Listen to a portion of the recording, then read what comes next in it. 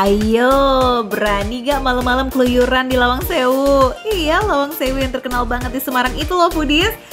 Sekarang bangunan peninggalan Belanda ini udah cakep banget loh. Gak ada lagi aura-aura angkernya. Udah gitu bisa sambil kulineran ala angkringan gitu. Yes, asik banget ya kan? Makan di kafe estetik udah biasa, tapi apa jadinya kalau kamu makan di lokasi bersejarah? Tasya lagi ada di angkringan Lawang Sewu. Di Semarang ada salah satu kuliner yang lagi hits banget. Baru buka di kuartal pertama tahun 2025, tepatnya di bulan Ramadan kemarin. Tapi ini rame banget.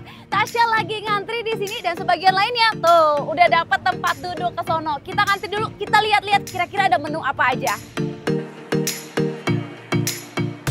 Baru 2 bulan buka, tapi foodies bakalan dibikin geleng-geleng deh nih sama antriannya. Lawang Sewu yang biasanya cuma bisa dinikmati kecantikan gedungnya dari jauh ya kan kalau malam hari. Nah sekarang foodies dibikin lebih dekat lagi nih sama gedung Lawang Sewunya. Ih seru banget ya.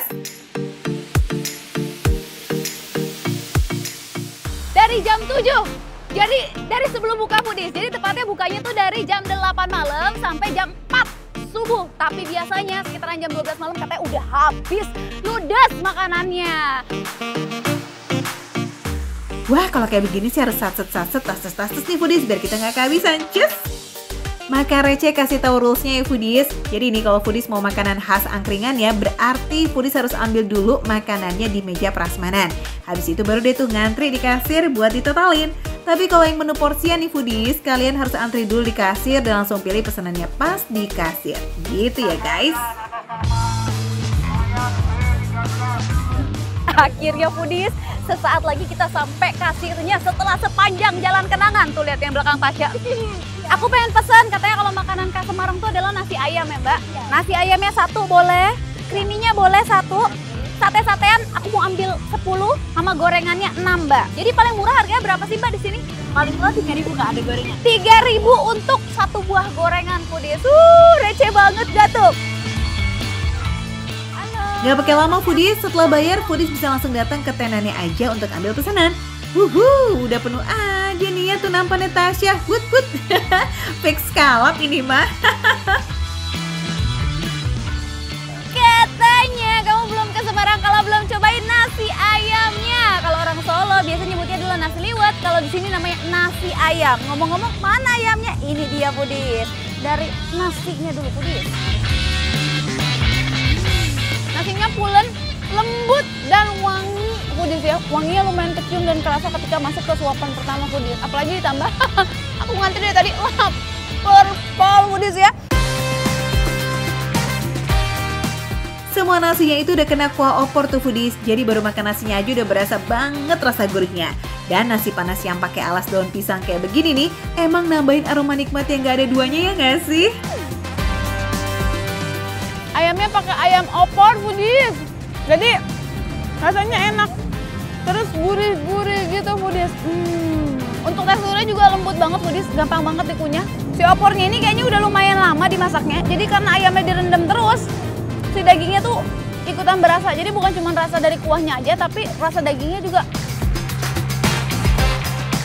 Suiran ayam yang dikasih nggak pakai plate ya, cukup banget nih buat porsiannya. Kita saranin makan nasi ayam itu pas lagi anget-angetnya, karena bisa kasih sensasi hangat juga ke tubuh kita. Apalagi makannya pas malam-malam kayak begini, berasa dipeluk nggak sih? Kalau namanya angkringan Lawang Sewu foodies, jangan lupa sama menu angkringannya. Ini nih. Satean foodies. Ada banyak pilihan. Ini bisa kamu makan digabungin sama si nasi ayamnya. Bakso bulat seperti bola pingpong. Ternyata pedes foodies ya. Terlihat dari looks-nya atau tampilannya yang banyak sekali biji-biji cabenya, tapi enak.